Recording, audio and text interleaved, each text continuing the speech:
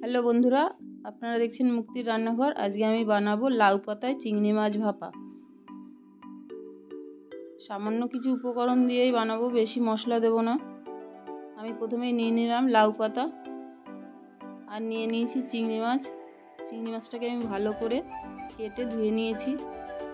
একটা থালার ভিতরে আমি দিয়ে দিলাম নারকেল বাটা, সর্ষে বাটা, হলুদ, লঙ্কার গুঁড়ো, নুন আর দিয়ে দিলাম সর্ষের তেল।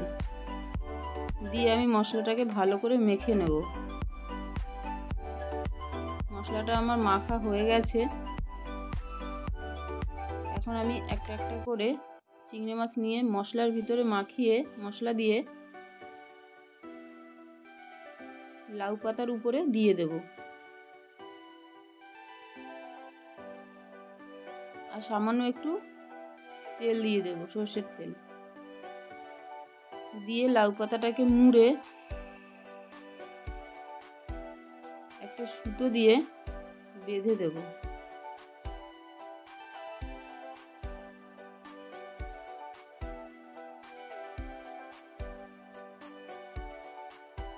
সবগুলোকেই আমি এইভাবে সুতো দিয়ে বেঁধে দিয়েছি। এখন একটা ছিদ্র থালার ভিতরে আমি সবগুলোকে সাজিয়ে ডেচকির ভিতর জল দিয়ে ভাপে বসিয়ে দিলাম। 15 মিনিট ধরে ভাপানোর পরে আমি ঢাকনাটা তুলে নিলাম। ঢাকনাটা তুলে নেওয়ার পরে আমি সব চিংড়ি মাছগুলোকে উল্টে দিলাম।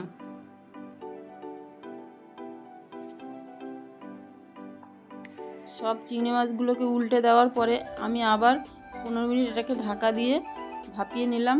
তারপরে ঢাকনাটা তুলে আমি মাছটাকে নামিয়ে নিলাম। একটা আপনাকে খুলে দেখাচ্ছি আপনাদের। মাছটা ভালোভাবেই সিদ্ধ হয়ে গেছে। গরম গরম ভাতের সঙ্গে খুব ভালো লাগবে খেতে।